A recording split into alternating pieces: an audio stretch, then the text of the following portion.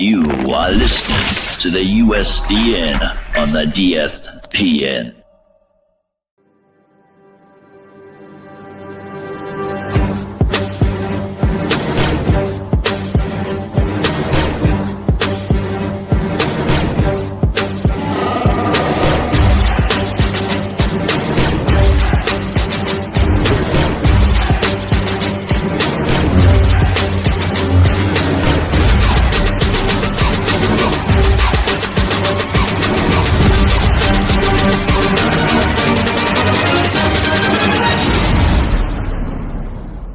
It's a trap!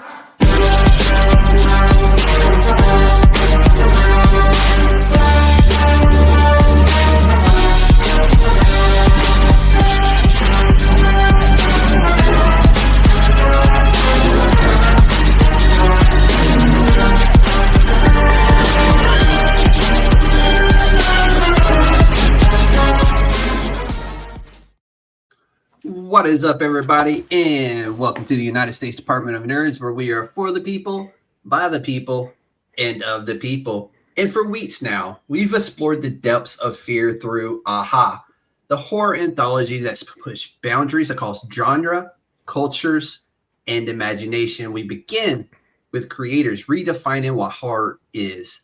We stepped into stories where silence spoke louder than screams, and we witnessed body horror that challenged science, identity, and belief. We've uncovered folklore, mythology, and deeply personal storytelling rooted in truth. We saw creators bend horror into something human, something real. Each episode, each creator, each story built toward this moment. Because horror, at its core, isn't just about monsters. It's about choices, consequences, survival. And tonight we close the anthology with a story that blends cosmic isolation, sci-fi dread, and psychological horror into one final descent into the unknown. On a remote sand planet where greed outweighs morality, where survival is never guaranteed, and where some discoveries should never be unearthed. This is Artifacts. And tonight we bring out an AHA anthology to its exciting conclusion with creator Evan Johnston, diving into his sci-fi horror story Artifacts, a brutal, high-stakes exploration of survival, desperation, and the unknown. Ladies and gentlemen, the Council of Nerds is now in session. Evan, welcome to the council.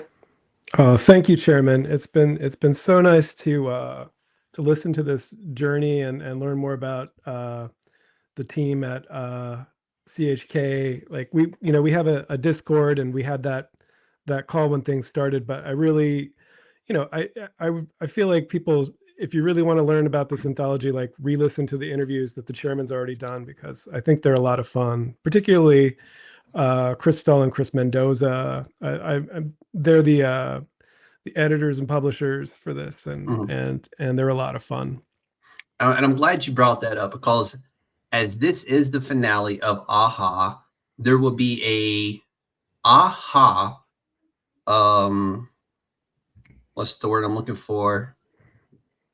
Playlist added to the USDN YouTube channel. It's going to say AHA, that everybody can go to and check it out. I'm going to put it in chronological order for everybody, and you'll be able to check it out all in one spot and watch it all in one spot. I will include the long form and the short forms from that entire series within that playlist. So with that being said, Evan, who are you and what got you into comic books? Oh, wow. So I've always drawn kind of on and off throughout my life. And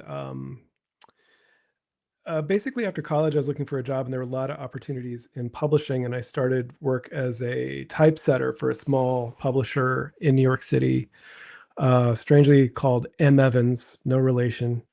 And I would typeset books, and then pretty soon I started working on covers. And later I started illustrating book covers, and that's kind of what I do off and on again now. Mhm. Is I like to draw a book cover. I like to add visual elements to things. So for And all those ladies out there who are picking up covers of Werewolf Erotic Nights, that cover was done by Evan.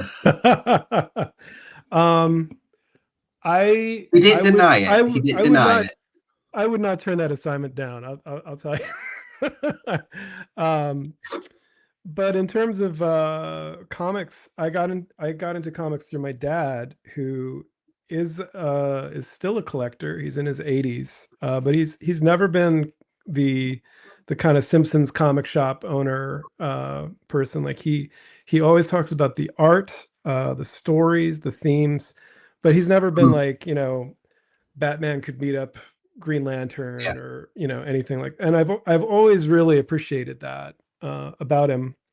And he got into comics while he was in the Navy. He'd be on shore leave, and he just said he was impressed that you could buy all these stories so Mhm. cheaply with like such amazing art. And especially in that time, like he's getting Kirby, he's getting the greats. Oh yeah. Hey, Chris. What's up, Chris? Chris Mendoza, everybody. The great Chris He Mendoza. puts the K in CHK. um and I know comics you know seem to be more expensive now, but I do think for all the work that Ridiculous.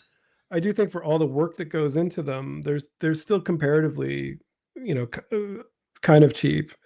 It's also a different like process now. Like I think the laser Yeah. printing and everything has, you know, That and the paper quality is playing a lot into the prices. so much. And It's so and much during better. COVID, the scarcity of Oh the my paper as God, well.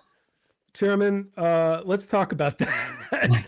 because because during lockdown, my favorite comics store, Galaxy Comics in Brooklyn, basically you couldn't go inside. They just had the door open and a table, Mhm. and you would just like pick a comic off the table. And I didn't read any of my favorites that that year. Oh, I'm sure. I Um, wasn't I wasn't collecting then. I didn't get back into it until late 2021, early 2022, I believe, when my daughter got into it again.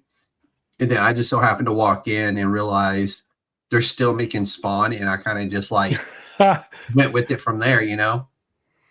um, yeah, I mean, I don't know. The title I'm into now is Hulk Smash Everything by Ryan North, and Mhm. that's a lot of fun. It feels like an indie comic in spirit, even though it's like this, it's a Marvel publication. Um, anyway, like with my dad, I never had to buy my own comics because he had the best Mhm. ones. He had like the Frank Miller, he had a lot of the Denny O'Neil Batman, and the Alan Mhm. Moore Swamp Thing. I remember that vividly. But the one that like really got to me was the Eastman and Laird Teenage Mutant Ninja Oh, Turtles, yeah. and I would read those and I would try to draw them, and like it was so inspiring to see like an indie comic. I didn't have a concept of that. I knew it Mhm. was like a black and white comic, and it felt Yeah. like there you could see there's just like two guys in the credits. So you know, Dude, they were drawing that in, I think it was it Eastman or Laird's apartment building? Like mm-hmm. in his apartment, that's where they were drawing it. And it's really cool because back then there were no identifying, well, they had names, but they didn't have their identifying colors yet. It was just the Oh red yeah. because they were both huge fans of the Daredevil. So, And I you think know, I think yeah, I think we only the knew the headbands were red from like the later covers, because like yep, early on those covers were still pretty monochromatic. yep. And we Um, got the foot in the Teenage Mutant Ninja Turtles because the Daredevil had the hand. So we got the foot in TMNT. So I love that story of Eastman and Larry, and they both seem like really, really cool, very down to earth dudes. Every time I've seen them on a panel or anything like that, mhm. so that they're on my bucket list. They're both on my bucket list of people I would love to meet, as well as Alan Moore, because his Swamp Thing is still some of the best Swamp Thing ever done. So I was part of a comic club with people who worked in publishing, and Swamp Thing came up, and people were shook. Like those stories are still very unnerving. Mhm. They're not like anything else. And I was trying to explain to my youngest kid like what Swamp Thing is, because he was like, what does he do? And I'm like, well, he's the spirit of nature. And as like I started to show him the Alan Moore comic, and then I was like, what am I doing? Like this stuff is scary. Oh, that kid would have been So having nightmares to this day. I mean, No, I love it. To me, like I always interpreted it as he was Mother Nature's mhm, Avenger. And I know people didn't like the fact that he ascended to this like god level status within the DC world, but to me, I was like, he was meant for that. Like, where else was he supposed to go other than to this godlike level of power? Like, he can be reborn from a flower, from a plant, from a blade of grass. As long as mhm. nature is there, he can revive himself. And that to me to this day is like one of the coolest concepts ever of like the way someone or something is reborn within the DC universe. And the fact that we're talking about this character this way is just such a testament Exactly. to the power of comics. Like it, Exactly. it's something that pulls you in and makes you think about the world differently. Um, yeah, I mean, Swamp Thing. Dude, literally that's all you need. And what I love about it is he gave me one of my probably one of my top 5 favorite characters. I know his character has a tumultuous writing past, but Hellblazer still, Oh John yeah. Constantine still one of my favorite characters. I know a lot of people didn't like the way he was done within the Sandman series with him being made into a female character, and I'm just like, but it makes sense that she's a descendant of John. Hmm. For me, it Yeah, made sense, and it didn't bother me that they kind of gender swapped them. Instead of having a John, you had a Joanne, I think is what they went with. I'm like, it didn't bother me. It worked for me. yeah. I mean, I think those gender swap. Uh, I mean, we call it that now. Who knows what we'll be calling it like 10 years from now? Yeah. But like, it is an opportunity to change the kinds of stories, and Mhm. I do think that kind of representation does matter, and like encourages different people to read comics. And I want to talk about comics with everybody. So that's I'm right there with you. And it's kind of wild because the series was so good that you could literally pick up volume 1 of The Sandman and just follow the comic book with the story that they were given to us on Netflix. And I hate that things happened within that world or within the real world that prevented it from going further yeah. than it could have, because I think there's still so much story on that to tell that could have been absolutely amazing. I love the character of Death in that series. The guy who played the actual Sandman were just phenomenal. And I really hate that we didn't get that to the right conclusion that it deserved. Yeah, I wasn't I didn't think we'd be talking about this, but like I was a big Neil Gaiman fan, and not like His not like writing, phenomenal. not not like tattoo level of fandom, but like I Yeah. I I would read, whatever of his that I could. Mhm. And I did read that New York Magazine article about him, because I just felt like, for once I just, there's a lot that I'm sort of happy for the web to summarize, but for that one I picked up the article, Yeah. and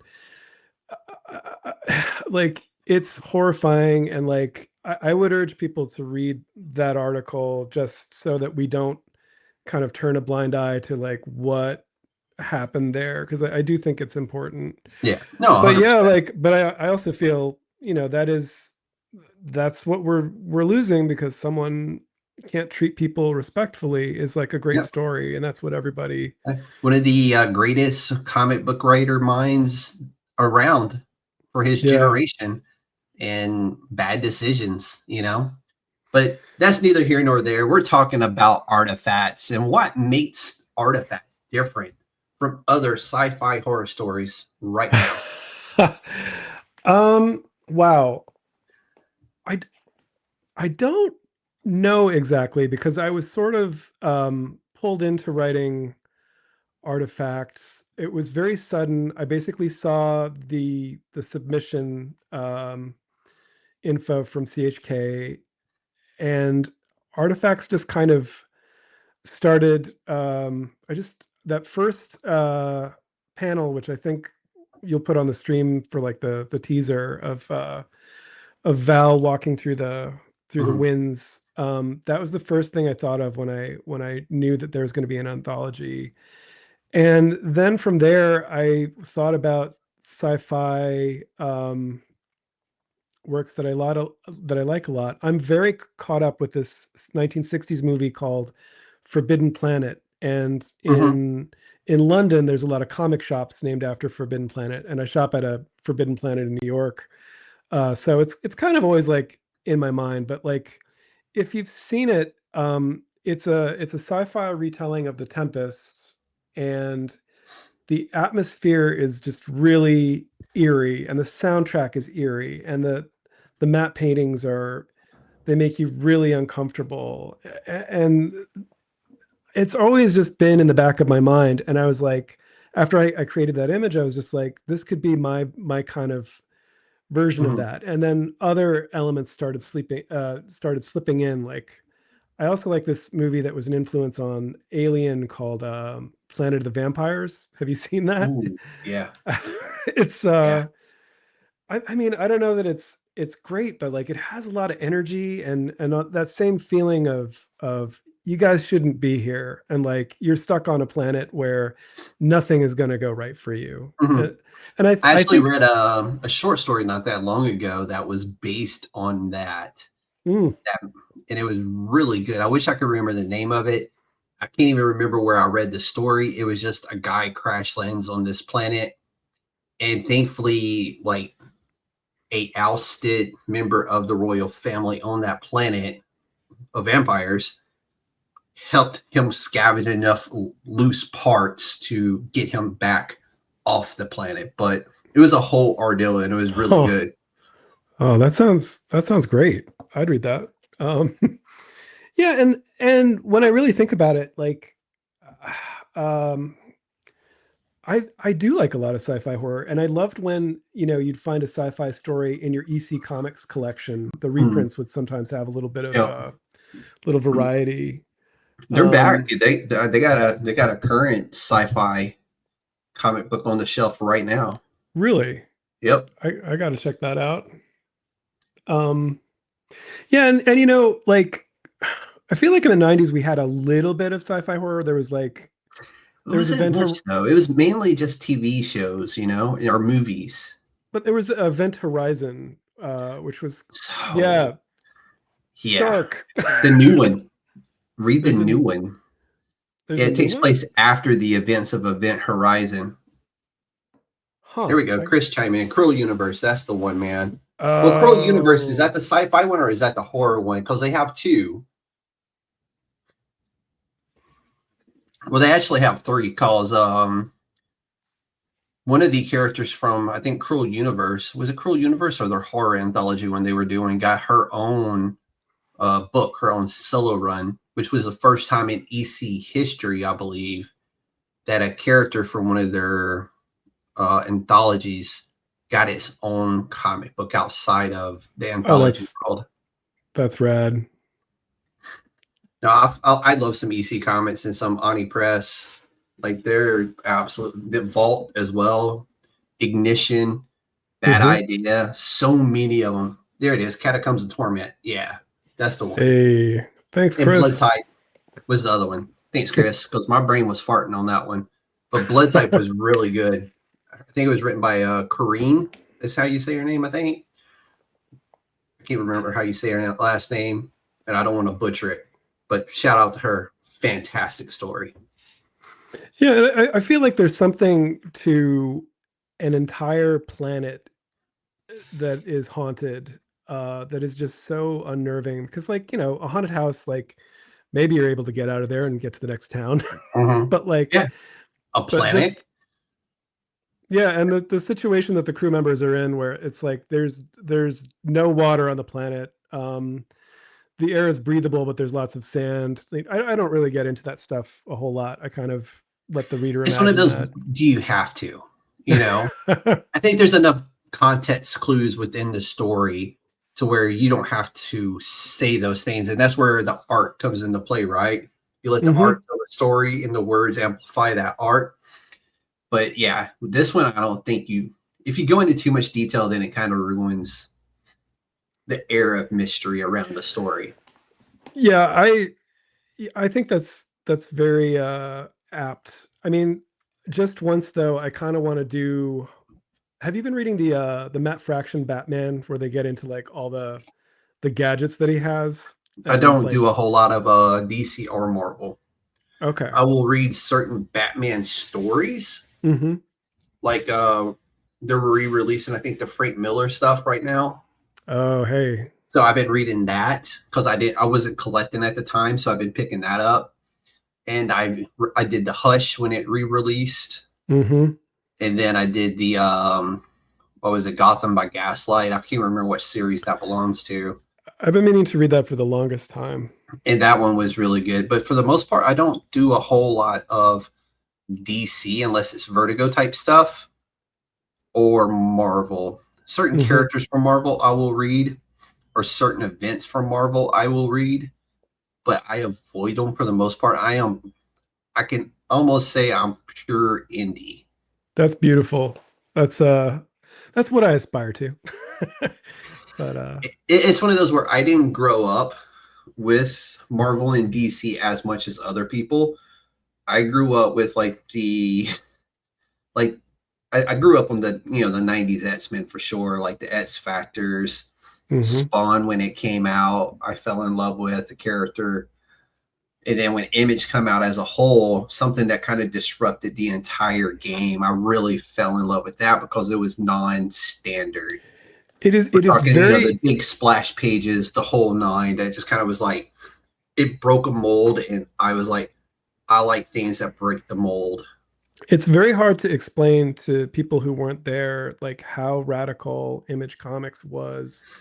And it goes back to what we were talking about earlier, like the quality of the paper and the spectrum of Mm-hmm. colors and the fact that you're not seeing those The dot gutters and stuff, patterns. yeah.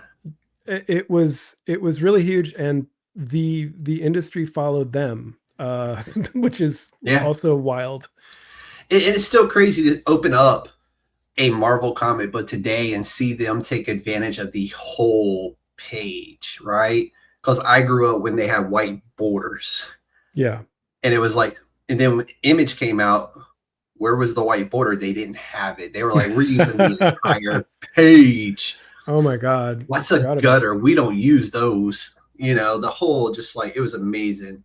well, and like they mostly, if you saw an ad in there, I feel like it was mostly promoting Their their own work. artists, Yeah, and this is yeah, I mean, this is why it's good to be indie, is like you don't have to read a lot of like acne cream advertisements exactly. in your Or books. Like, Rolex commercials, like I can't afford a fucking Rolex. Why do I want to see that in my comic book that I'm barely affording right now because they're all of a sudden $8.99? oh my God.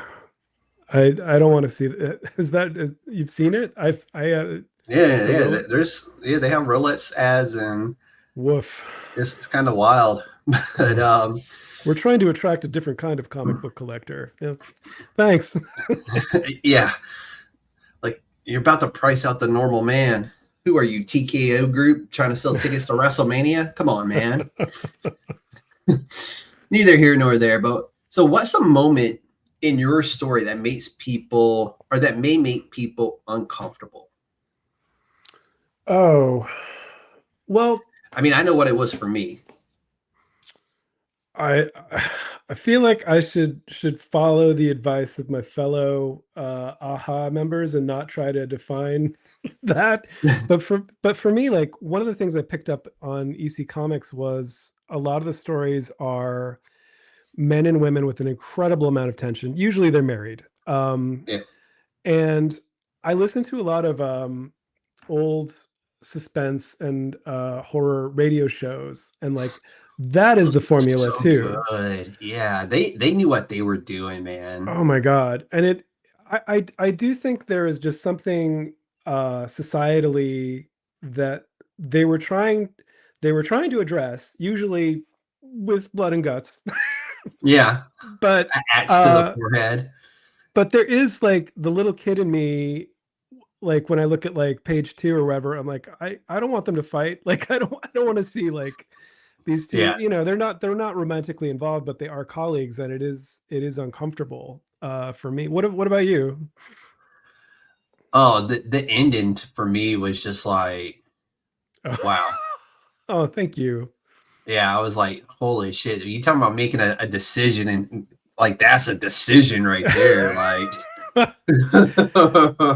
I was so proud that I could get you the full story. Like I no, I appreciated it, and I'm not gonna. That's one of those where anytime somebody sends me something that isn't out yet, it stays like locked down. Like literally, you have to have the password to get to it anyway. And that's I'm not talking about to log onto the computer. I'm talking about to get into those actual files where I keep my database of comic books and like my interviews and all that stuff's under password. So and it's not the same password every time because it's a key. Oh my god. Yeah. Like literally, Wow. that hard drive is locked down. So if anything was to ever happen to it, nobody could ever access it. Wow. But yeah, Do you it do you was tend to get digital over physical, or do you do no, both? absolutely not. Yeah. I'm not a fan of digital at all, but it's a part of the business now. So I, of course, people send me their work to read. People will just send me stuff like out of the blue, like, hey, can you do a review of this? I'm like, I no longer do reviews. If you want to come on the podcast, we can talk about it. That's more of my world now. But before I started doing this on a full-time basis, basically, yeah, absolutely. I would write reviews, here and there on people's work, but not no more. I would rather talk to the person and allow that person to take the counsel on the journey of their life and their career and kind of like what got them to the moment right now. So for me, that's a lot more fun. Well, I just really want to thank you for it, because it is very tough for independent artists to get a voice in this current climate. And I struggle to get my work shown through the various algorithms. Dude, It, if you ever figure that one out, let me know. woof. I mean, Shit, that's hard. Like it's like that's a weekly thing for me right there. Is you to try post to an figure out original. what's working. Yeah, you post something original, and like the algo is just like, I don't like this. It's like, well, Yep. it's what I do. Or you get told you're posting too much, and you're like, Yeah. I'm not telling my story. I'm telling their story. I want it to be seen. So how else do I get their work seen? But Yeah, and speaking of stories, like the story of how this anthology came together, like I'm just glad that people, can hear about it from you. If they don't participate in the Kickstarter, guys, you got five days left. Like like don't waste 5 days. don't waste time. But like We spaced these interviews out so good. Like this interview will be out probably Wednesday, which is 2 days before this ends, and it's just like really, really dope. And then like some of the shorts will continue to play a little after. I don't know if Chris and Chris are planning to do like a, after the Kickstarter type of deal where you can still kind of support it if you want to. I'm not sure if they're planning on doing that or not, but we'll see. I don't know what their plan is. I'm the last one to know in this party.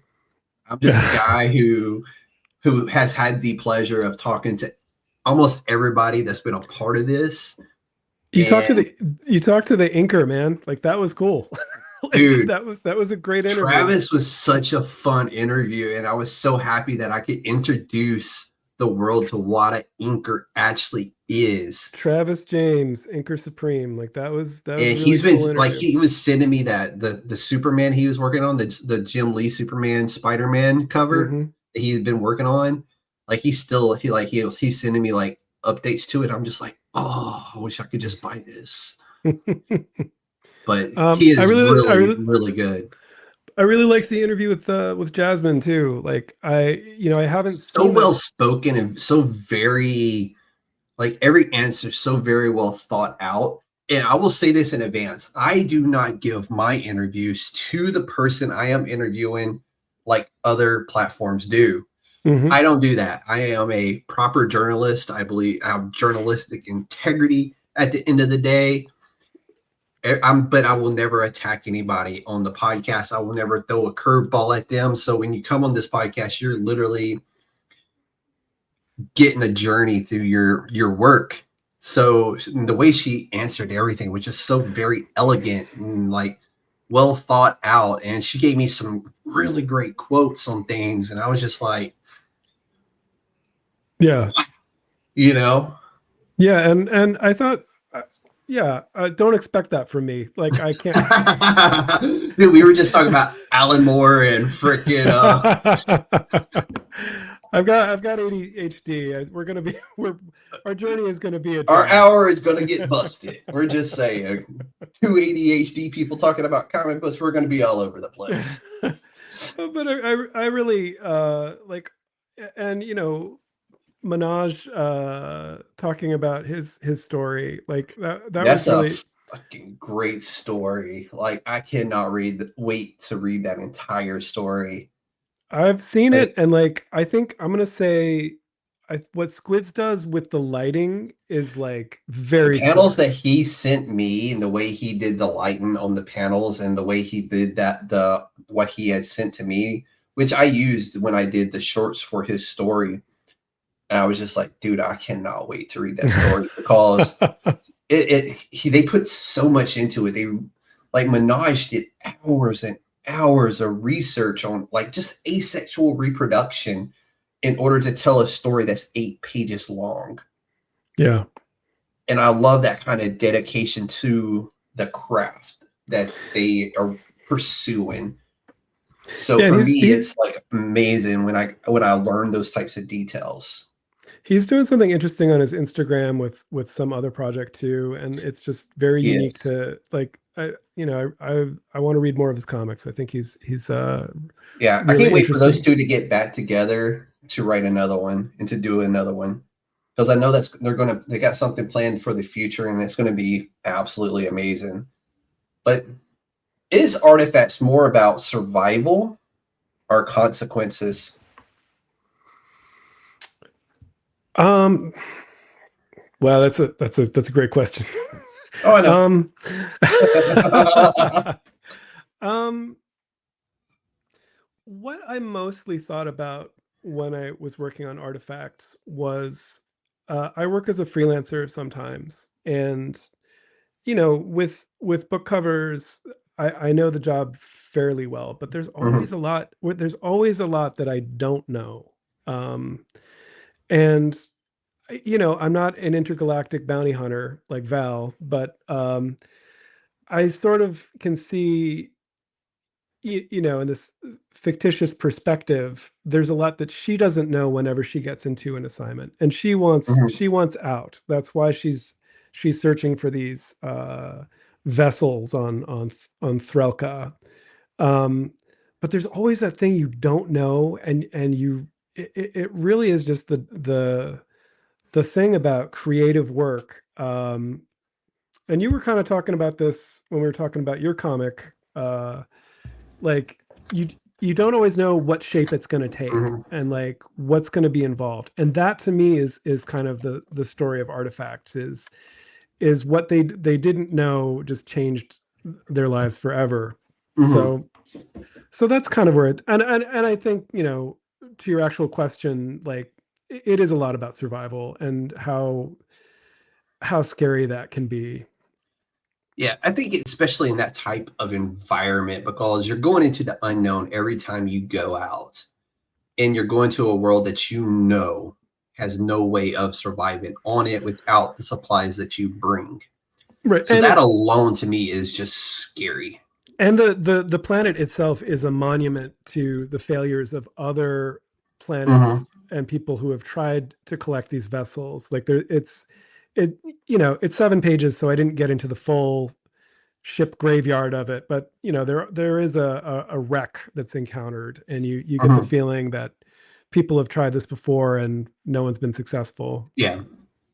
No, I like that whole concept of the whole concept of this story was absolutely amazing. But if you had to pitch artifacts in just one sentence that hooked somebody in instantly, what would that pitch be? Oh wow. One sentence. One sentence. It could be a run on. I'll give you a run on sentence.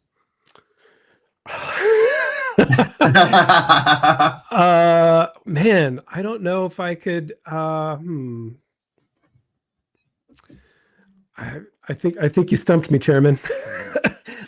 That's partially why I sent the 2 pages of artwork with my pitch. Is that I don't I don't know that I'm the best at pitching. Like, I like to show Mhm. kind of a nearly finished idea. And that's it. I don't want to say it's funny because it's not funny, but I have talked to probably 50 plus creators at this point, and they always say the hardest thing they ever do or can do is pitch their story to somebody in one sentence or less.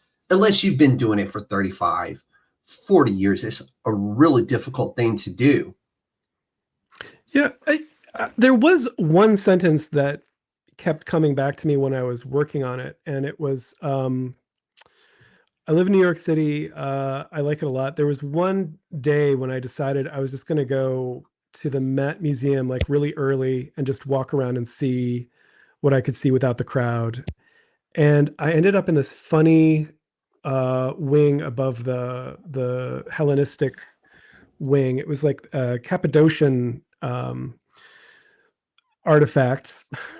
Mhm. And I know nothing about Cappadocia. It was referenced like once on The Simpsons. But I was looking at the relics, and I had this creepy thought that was like, what if they're looking back at you? Like, what if these Yeah. things want to be here? And that was a driving leitmotif while I was working on it. Was just this feeling that you don't always know why you're looking Mhm. at what you're looking. Which is a good segue into what's scarier in your story, the planet, or what's on it.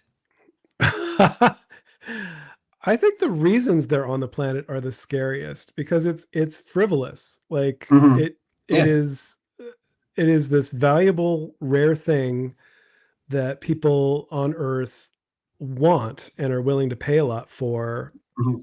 and they don't care about the consequences or and that's something that we see every day. We don't see it with our eyes necessarily, but like there's a lot of things that are a little frivolous that we just want, and we don't think about what's really involved in. Which segues me to the next one. Why do humans always chase things Oh they my god. probably shouldn't find? Oh my god, if we knew. We sure the hell wouldn't keep doing it.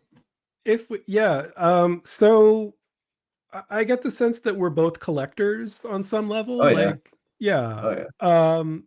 No, I couldn't tell you why I like half the stuff I like and collect. Like, it's very I do I'm working on the second issue.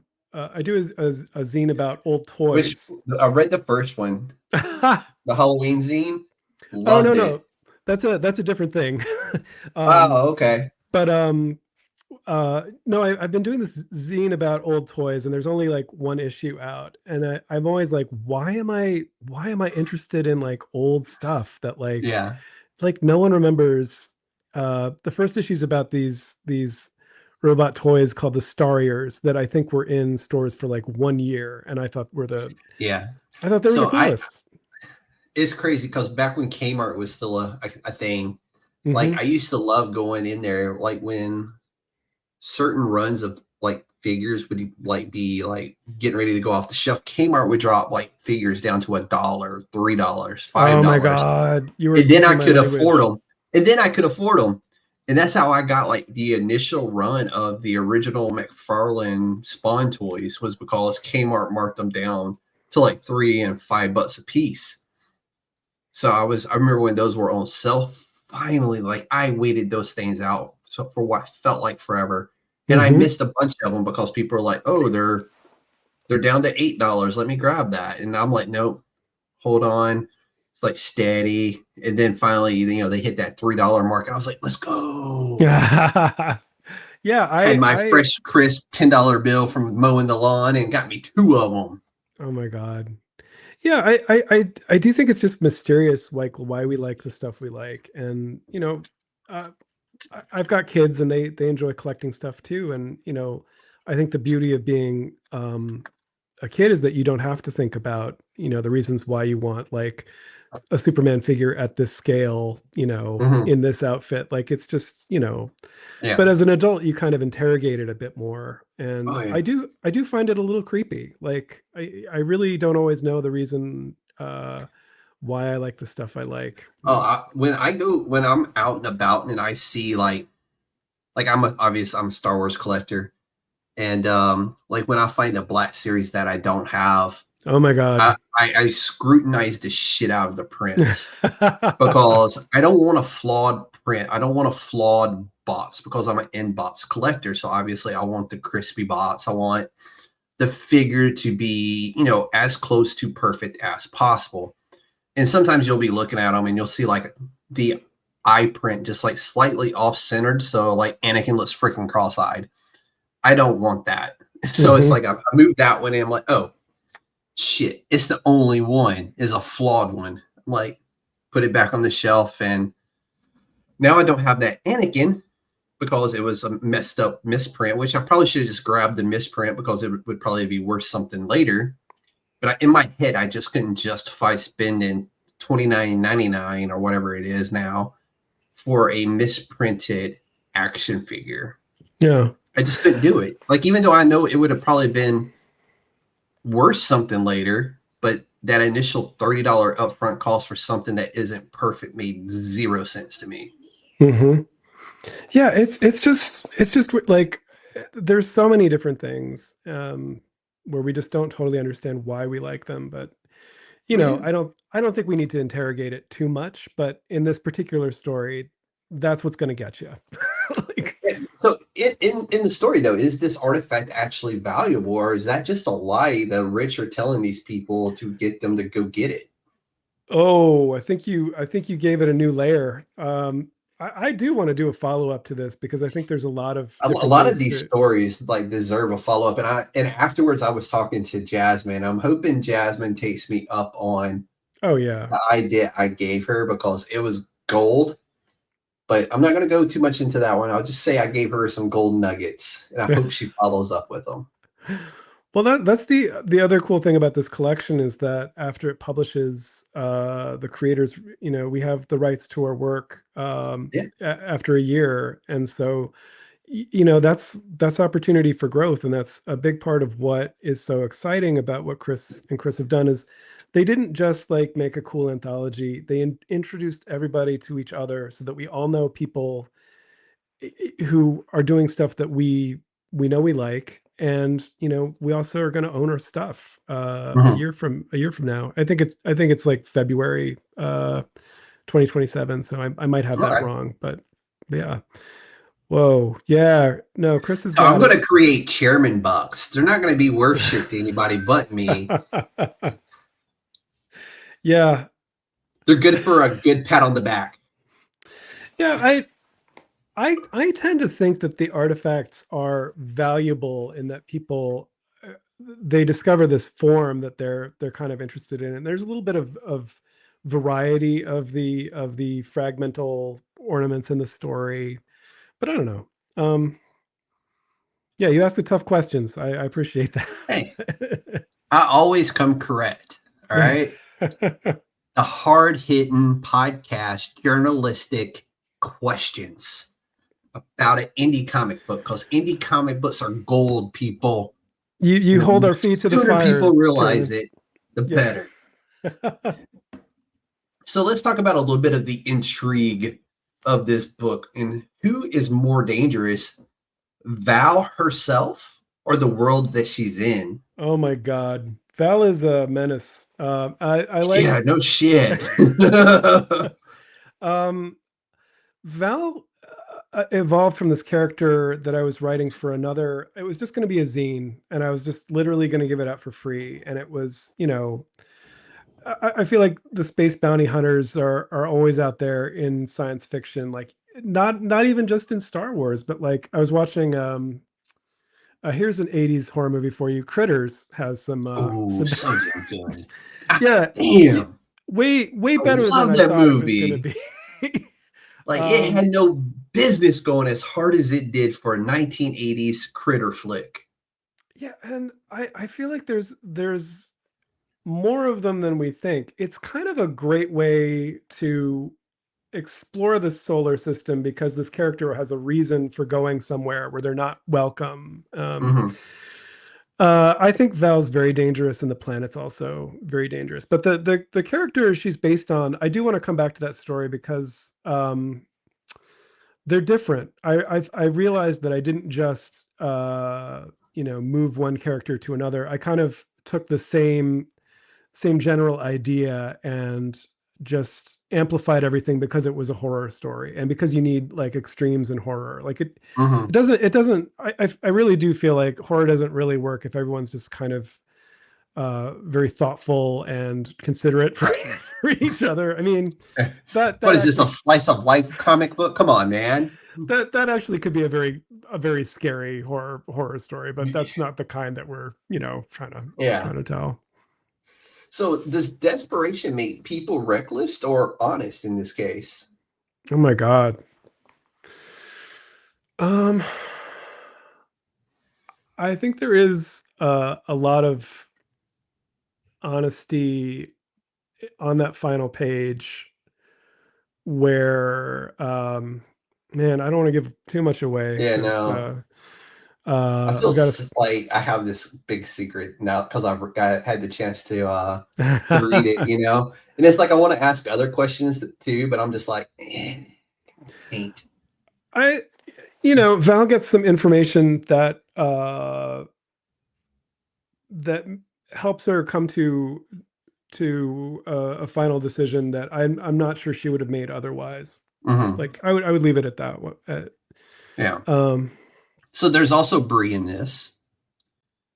So do you think they're trying to save their sister, or are they risking everything for false hope in this? I'm not sure. The sister, I'm not sure. I think I'm not following totally. Did I accidentally get two? I may have gotten two things mixed up there, so we'll skip that because I bet that's what happened. Yeah. Sorry, I was writing really late last night, and no. Stuff probably bled together in my eyes as I started going cross-eyed about midnight.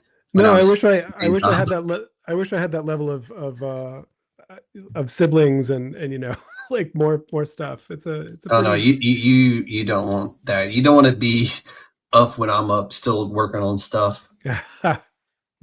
Like I will promise you that because I pulled some late nights on this one. I can imagine you got a full schedule, and yeah, thank you for doing all you do. So now Val, the protagonist. There's Cyrus, the archaeologist, and then the ship scientist and mechanic Bree, who is trying to get credits for medical treatment for his sister. Oh my God! I think we found we might have found a typo because that's supposed to be Val. Oh my gosh. Okay, so yeah, that was in the synopsis of the story that I had got from the team. Oh, I see. That's the synopsis versus the final work. Okay, that's probably yeah. Yeah, I think there was some shifting. I waited till after I was done writing before I actually read your story. That way I didn't have influence. I didn't want to have a whole lot of influences in the story or in the interview versus after I had actually had the chance to read the story. So again, I was up really late last night reading and working. So yeah. Okay. So no, I knew I had kind of branched off from the synopsis. So like, that's my bad. No, you're perfectly good because literally like My intent was just to take the synopsis of what I had and make this anyway. And then when I actually got the chance to read it, I was like, well, I don't want to go back and start messing with things because I don't want this to influence this. But we will look past that since we know that now.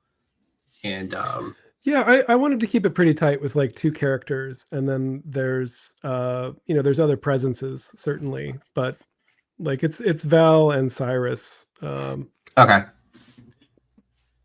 No, we're good there. We can go to some horror, man. Let's talk about the horror in this. What's the most disturbing idea you think in this story? I do think becoming obsessed with something to the point where you don't see what it's doing to you is, I think we actually see that quite a lot. A lot. And it's on the news almost on a daily basis, right? Yeah.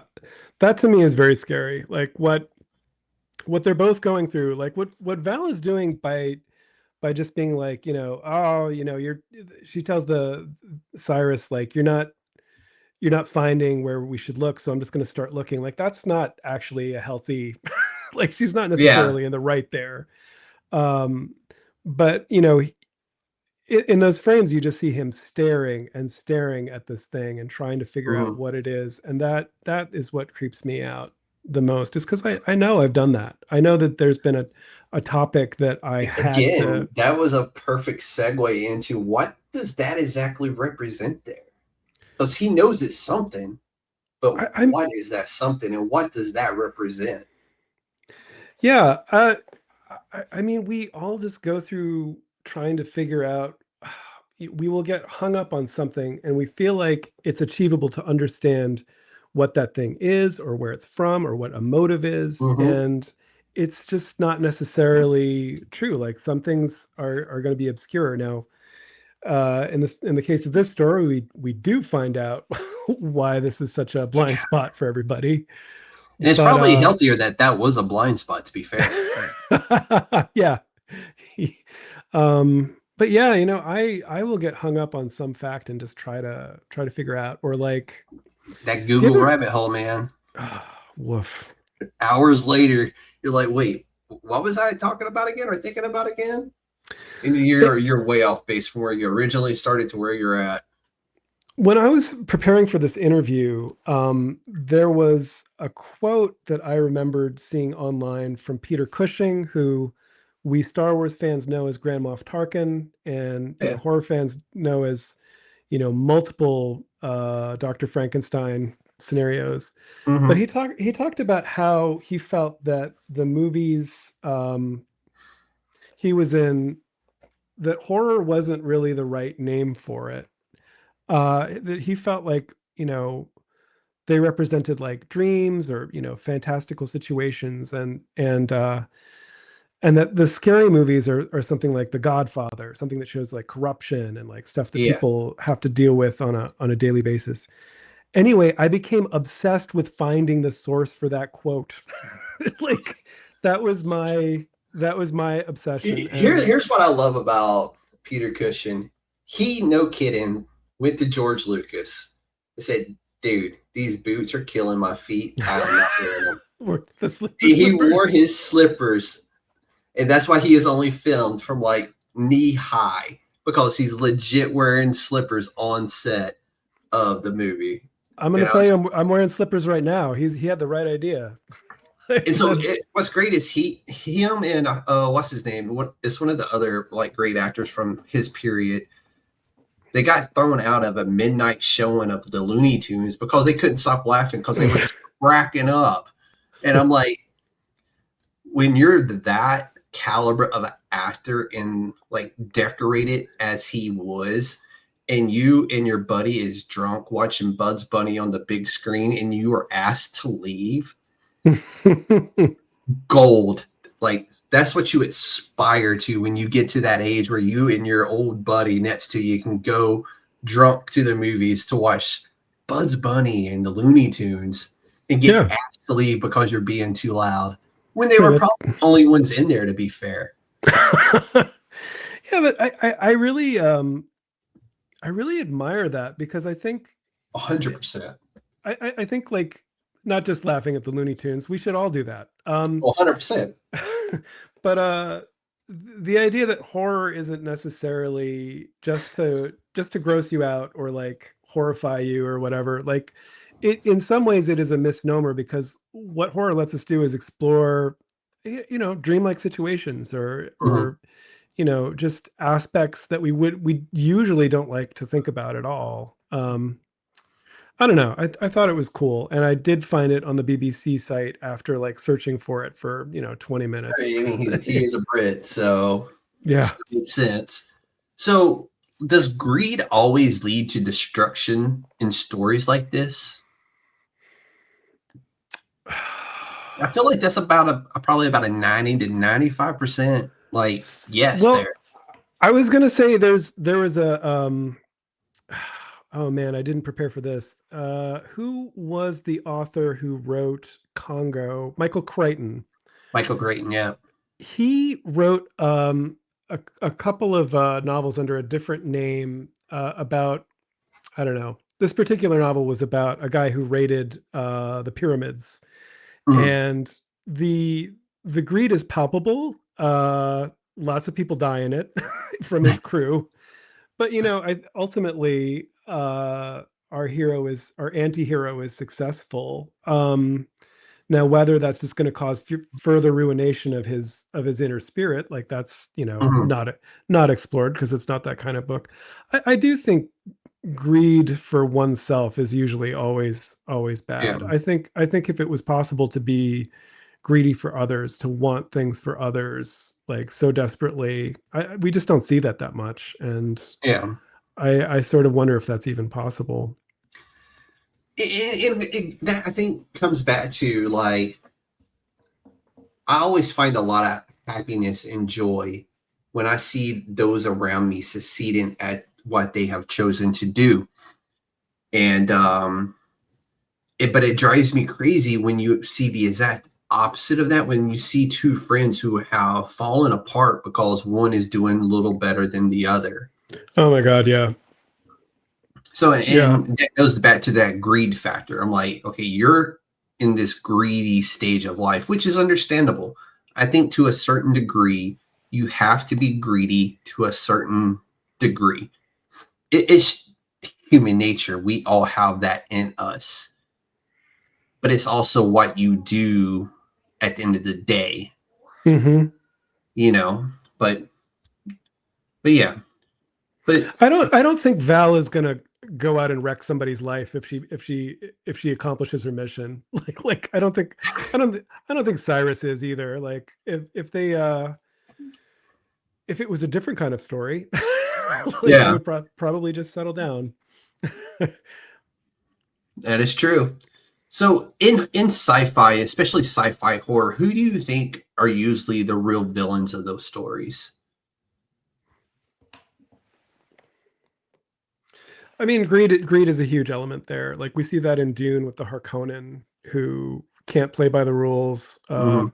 the very strange rules of that particular galaxy. Um, Yeah, yeah. I've read uh, those books and I still don't know all the rules. um, and we see that with the Empire in Star Wars. Like they're Yeah. so obsessed with control, and that's and in the comics and of course the Mandalorian and stuff, we see that they need that Mandalorian armor for themselves to make into to currency because they just think it's cool and stuff like that. Yeah. So like greed is definitely the big bad in sci-fi. And if we think about other stuff like Star Trek, which is a very the amazing thing about the Starfleet is that they're not greedy. They're just there to explore. Like, Yeah, and like for some reason, like Star Trek never resonated with me the same way Star Wars did. mhm. And I think that's the main reason why is because there was no real conflict. I mean, there was conflict with the boards, there was conflict along the way, but not to the degree we see in Star Wars. And maybe that's just me being, you know, I don't know, like maybe like growing up with the violent movies or what have you, but Star Trek never resonated with me because I don't think there was like enough like real conflict in it. It was more about the journey and the learning of the galaxy, which I take a step back to say I do really enjoy the new Star Trek series. Hmm. Yeah, I mean, I've kind of come back to Star Trek off and on, and I like it a lot more than I did as a kid. Like it was a Yeah. little harder for me to understand for the reasons that you're describing. And I And, think and I that, think now if I went back and watched like the older stuff, I would probably enjoy it a lot more because at the stage of life I'm in. But who has time for that? well, but it's valid at any age to be like, I don't totally understand the motives of Mhm. Starfleet. Like, how many Yeah. planets are they going to go to? I was definitely more Star Wars than Star Trek, and I haven't read all of the Dune books. I want Yeah. to, but Hey, shout out Lucille Ball because without Lucille Ball, we don't get it. is that true? Oh, Yeah. right, Yeah. Desilu. Yeah. Yeah. Oh She man. she put up the money to have the pilot done. So Man. without her, we don't get sci-fi. That's really cool. And without Dolly Parton, we don't get the original Buffy. Is that true? Yeah. Yeah. I mean, I believe it, but When you check the credits, you'll see it. but I think the other big bad in sci-fi has to be conformity, because that is kind of what you see in almost all sci-fi is like, if you're on a utopia planet and everyone's just doing the same thing because they agree on it, is that a good thing? Why does the Empire in Star Wars want to impose their will on everything? This idea of conformity, and I would even say something like iRobot, where all of the robots have those 10 rules. Is it Yeah. 10? 10 rules. Yeah. But those rules are going to get interpreted in different ways throughout Mhm. that book. Yeah, And what because, I enjoyed about that is like the creator knew, so he had to create one outside of the system. oh my God, yeah, I mean, yeah. I know a lot of people didn't really like that movie, The but Will I the Will enjoyed Smith. it. Yeah, Mhm. I I enjoyed it. Plus, it had that really sweet Audi R8. yeah, I read the book when I was a kid, and it just made a huge impression on me. I was reading another sci-fi novel recently called The Chrysalids by John Wyndham, and the thread of conformity in there is just so potent. Like I'm almost certain this was an influence on the X-Men. Mhm.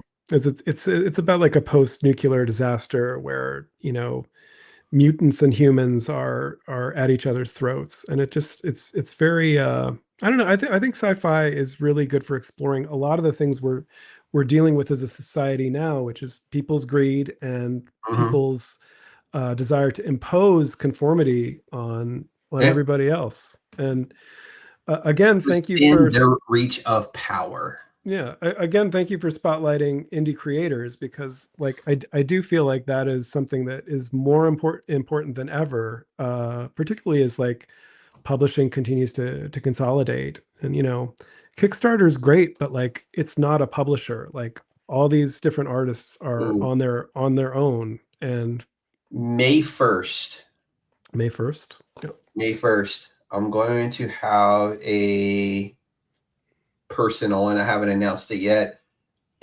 He was not originally part of my May lineup, but it was kind of one where I kind of wanted to bump it up Mhm. and get it seen and heard because I do really appreciate what this individual is doing for indie comics.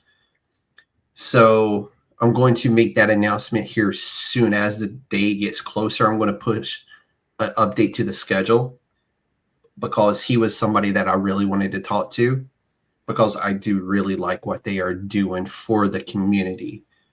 Outside of, what I do, what he is doing is like a next level. So I really appreciate what it is that he is actually doing for the community. Even though others may not see it that way, but we will let everybody be the judge of that on May 1st. So All be on right. the lookout. That's an announcement that will be coming later. I'll But tune in. That sounds interesting. it'll be really fun. And like I said, I can get behind what this person is doing, and I am a very staunch believer in. I like my floppy comics. I like my printed comics. I appreciate what Kickstarter does. Kickstarter, you still need to get at me. Let's make something happen.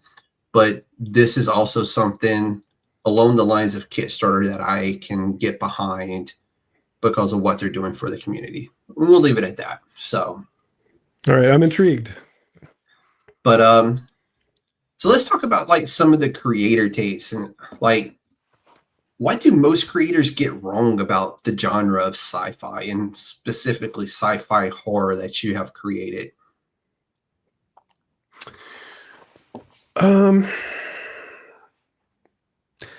I think sometimes there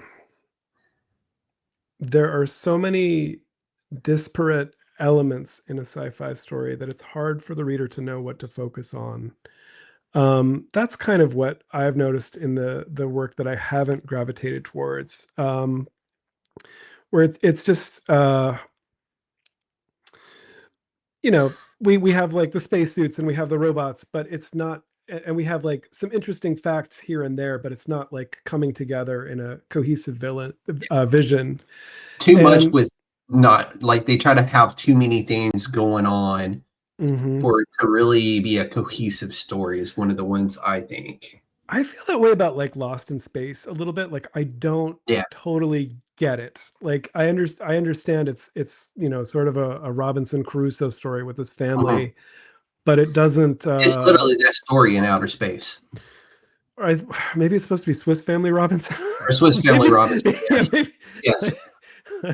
um I think that's something. I tend to not feel like sci-fi is done wrong. I know what I like, and that tends Mhm. to be what I gravitate towards. And Yeah. I went to see The Martian. I enjoyed it a lot. I don't think I would read the book. Like I thought it was, yeah. Yeah, Yeah. no, I I thought it didn't was enjoy the cool. book or the movie. I love the concept of it. I just thought it had poor execution, Yeah, even in but the book. I honestly talk about that movie all the time because of the math involved and all that stuff. Like I thought it was very interesting. But I would Yeah. just say like science fiction can be more about ideas Mhm. than concepts and futuristic Well, ideas and that's what I liked about Three Body Problem on Netflix oh yeah. Yeah, that was is an that interest. because it kind of like you got the math element to it, you got the science element to it. It really combines a lot of good elements the correct way into a cohesive story. Even though I will say, like the first few episodes, I was kind of like, the name of this don't make sense. Why call it Three Body Problem? And then once you're finally in, I mean, the story is still good, it's still intriguing, but until you figure out what exactly a three body problem was, that's when you're like, oh, and I think that's why a lot of people messed up is they didn't wait for that kind of reveal to know what it was. And it's hard to sit through if you don't know what something is or why the title is done a certain way when it doesn't make sense within the first episode or two. You know what, Chairman, you know what I would say about there is something like not every sci-fi movie has to be long. That is what if there Yeah. if there's one thing No, that perfect. Yeah. that I want to like get across is like I think short can be really effective, and we don't have to expand everything. Like Think about it. The 90s, early 2000s, the average movie was 90 minutes, yeah, 90 to an hour 45. yeah. And that's also what I like about comics is like it is a lot of time spent drawing something so that someone can read it and understand it very quickly. Like it's just such a beautiful Mhm. distillation of and writing's like that too. Like that's for Yeah. sure. Poetry's like that, music's like that. Mhm. But comics can be read so quickly and still understood that I just think it's a really beautiful format. It's sort of like painting on the cave walls to tell your story. Like it's one of Yeah. those. When I was a lit manager, I was reading a lot of Salman Rushdie's work, and I was shocked by all the allusions to comics that he had, which I thought were really cool.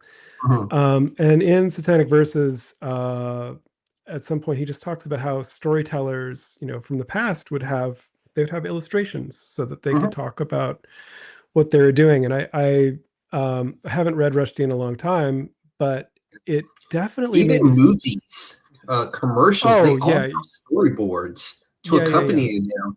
I know a guy who does storyboards for Netflix. So I know for a fact that they do that for their movies, their TV shows. They do storyboards for everything. And a Yeah, storyboard is literally just an artist drawing the story, yeah. which is really cool to me. I love storyboards. I love to see storyboards. And I get to see storyboards pretty often because I follow my buddy on Instagram and he shares those. What's his handle? As what's his handle? His name's Francisco Nilo. He's the artist on Vitalirium's comic book, Mm. which is a great book and comic book, by the way. But what is his handle? Sorry, give me just a second. Sorry, I didn't mean to derail us, but I did want to get his info out there. FAH _draws. And he puts together like really cool storyboards. Yeah, I think storyboarding is amazing. I think I was reading that Alfred Hitchcock. I could be messing this up. I know he was involved in typesetting dialogue for silent movies, but I think he Mhm. did storyboarding as well, and that's why his movies have that just Yep. those delicious visuals that like you can just So good. instantly, So you good. And know, his silent work that he did on the Twilight Zone as well. Like some of the what? yeah, there's a few episodes that are silent. I And didn't I didn't know that. I love a good silent, like anything, like a silent movie, like especially the horror genre. Like you look at stuff like what was it? Shit, the Bates Motel. Mm-hmm. Like there was parts of that where it was just the music that kind of the music and the acting on the screen that kind of like built that suspense and that grand reveal. There was no words. There's very few words in that movie, Oh my but God, you're right. Yeah. yeah. And that's what makes it so good is that the music and the suspense of how things are recorded and shot is what builds that suspense and the horror in that TV. Well, even in the TV show is a little bit more wordy, but I still enjoyed the TV series because the actor who plays Norman is really good. But the movie itself is very like suspenseful and the music just it's like Jaws, you can't Mm-hmm. shark don't talk. It just the music builds the suspense of it. And then when nothing happens, like they built all that suspense up, and then it's nothing. Yeah. And then it comes right back and gets you. And that's where you get that jump scare of the shark coming out of the water and eating you.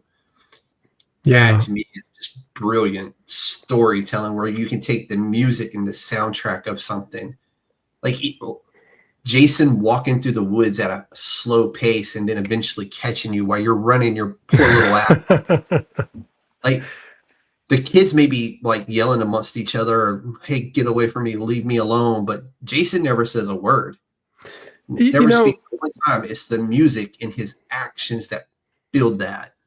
so like I can't we can't put music in a comic book, but I listen to music a lot when I'm drawing, and I put together a playlist for Aha that I shared in the Discord just because I felt like, let's just get this stuff out there so we can set a Yeah. mood.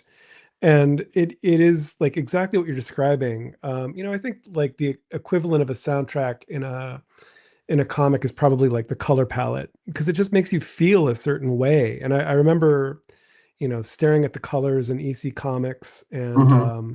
there was this Classics Illustrated version of Crime and Punishment that Yeah.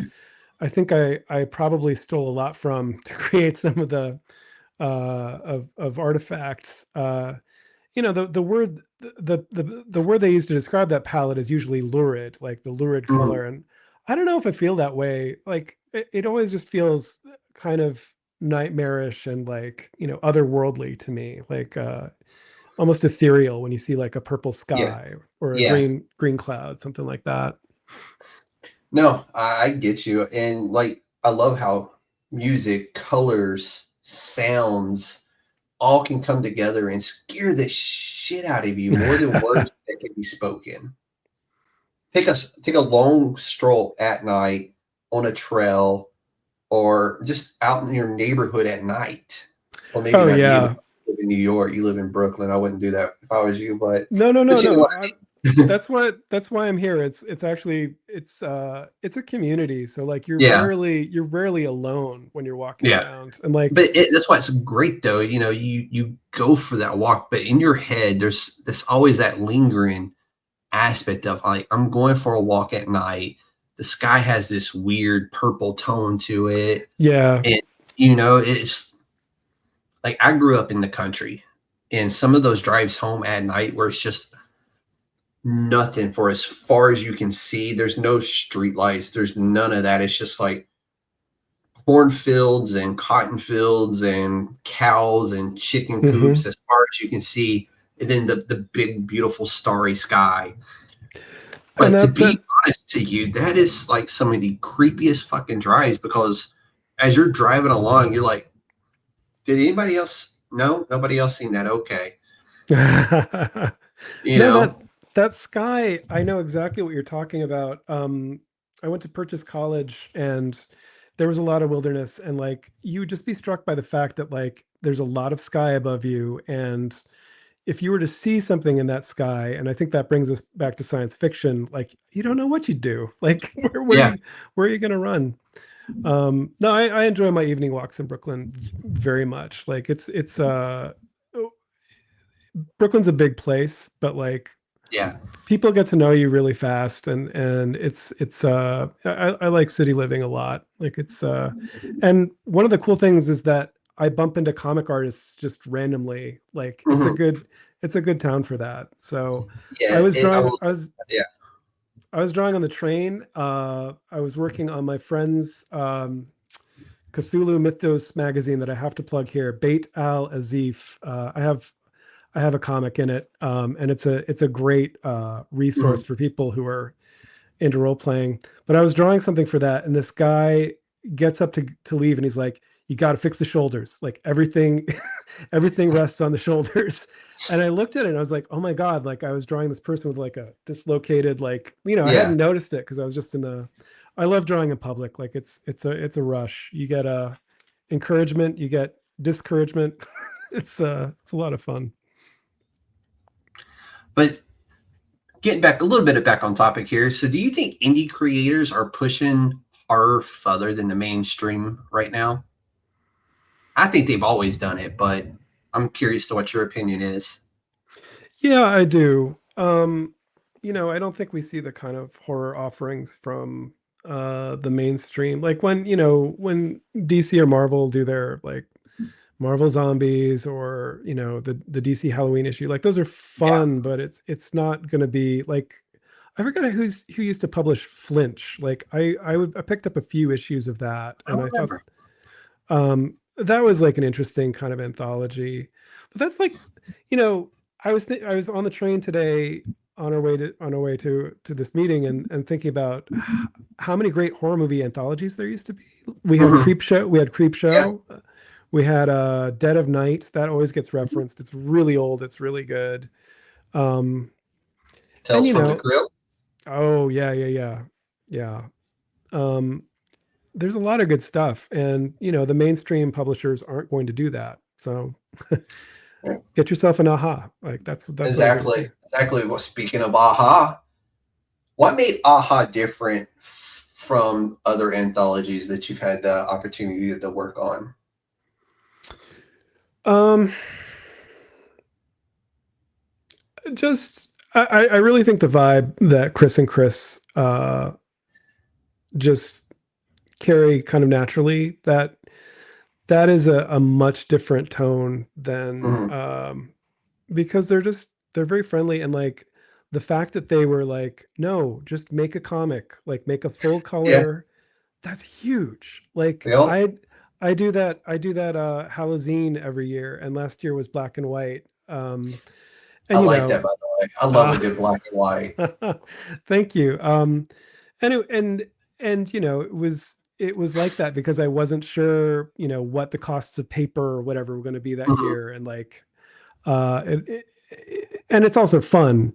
But the fact that they're just like, just do it, just make the thing that you want to do and don't worry about it. There's no theme, there's no restrictions. Like that is a much different tone than we usually see. Yeah. Like you usually get like, can you write it about this topic? And it's like, of course you can, but Yeah. the opportunity But then to it's do not it. you, though. Like, you're not going to give a shit as much.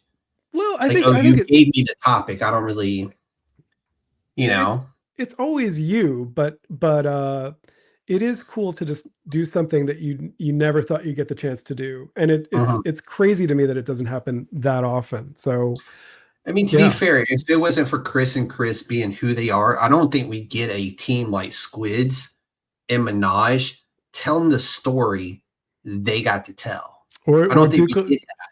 Or Duke Electric and Migs. Like, Jasmine, Matt.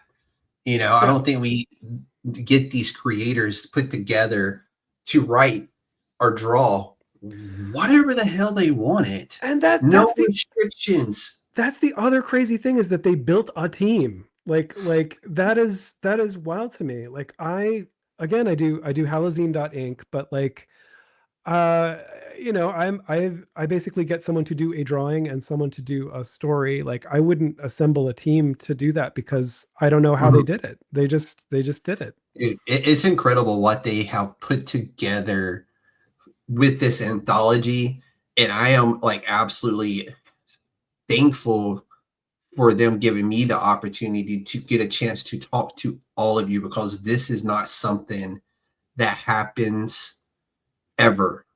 And it's really not. Normally you talk to the guy who created the anthology, who brought it together, but to be given an opportunity and access to talk to everybody involved, from an inker to a writer to an artist to a writer artist, you just don't get it often. And it's such a cool thing to get to do. And I'm forever thankful for the opportunity, and for Duke emailing me like, hey, would you be interested in doing this? And at first I didn't know like to what extent this would be, but I'm like so happy and so thankful that it was to the extent that it was, and to have access and to get to know all of you who worked on this that would come on the podcast. And I think I've gotten to talk to the majority of everybody. There's been a few who had to, whether they were sick or had family stuff come up that I didn't get to talk to, which open invitation, please, if y'all want to come back and talk about any of your other work, y'all know how to get a hold of me, right? But it's just not something I, as a podcaster who works in indie comic books, gets to do often, if ever at all. And to have this opportunity from Chris and Chris was absolutely an awesome thing to get to do with all of you. I hope, I can say I've made, 8 good friends, 10 good friends, 15 good friends out of this, who, just brilliant creators who I honestly can't wait to see what each and every one of you does next, especially Jasmine, because I gave her some really good nuggets. Yeah. Not to toot my own horn, but damn, I gave her some good ones that just fit well within that realm of the story that she wrote, which Gothic horror is just phenomenal stuff.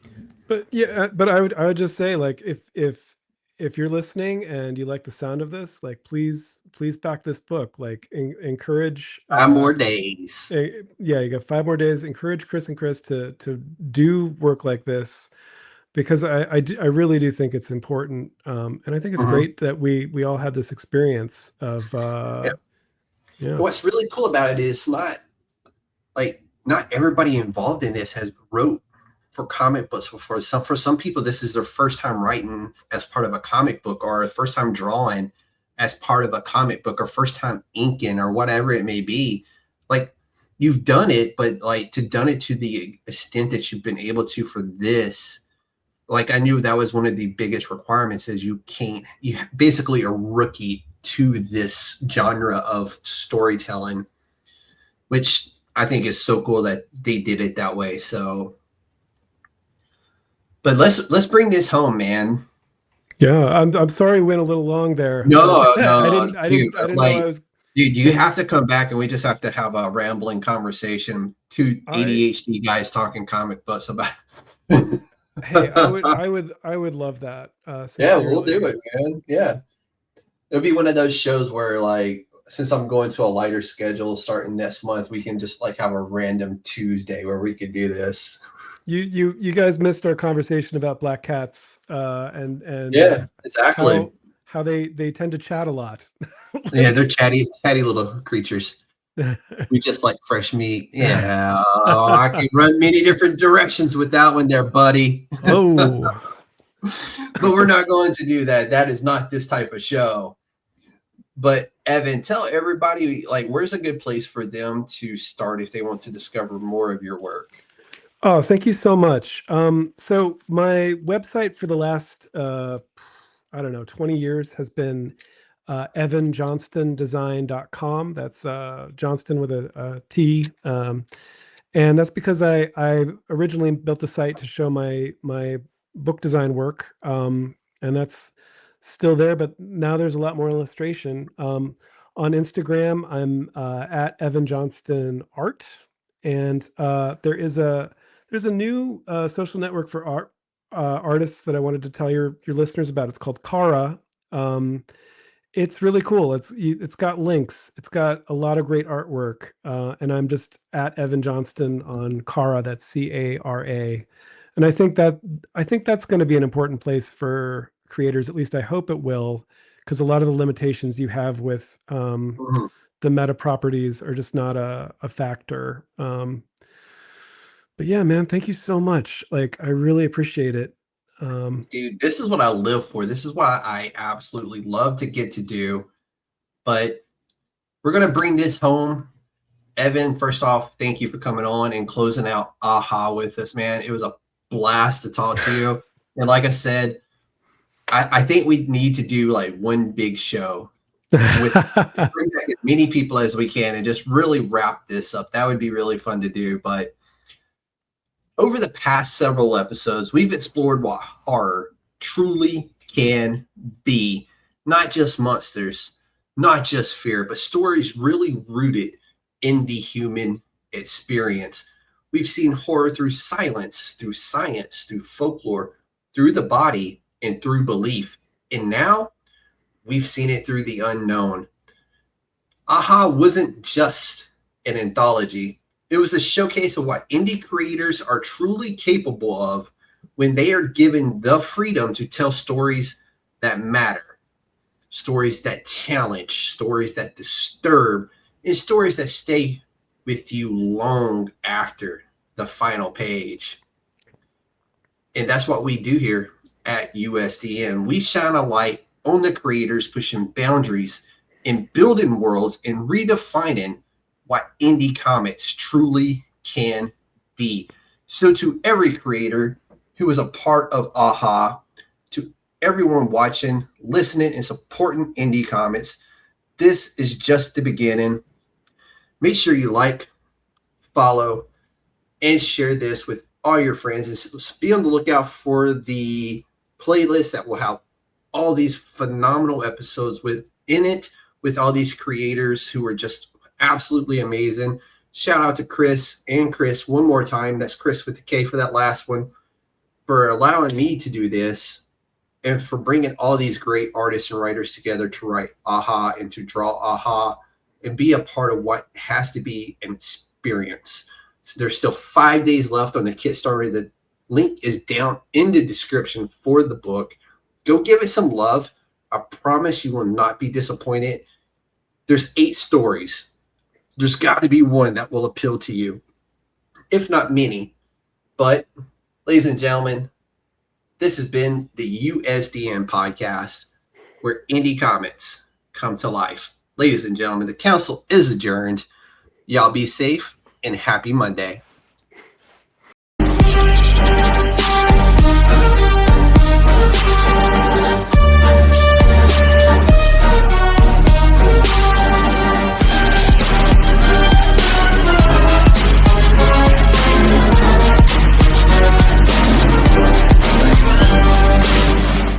It's a trap!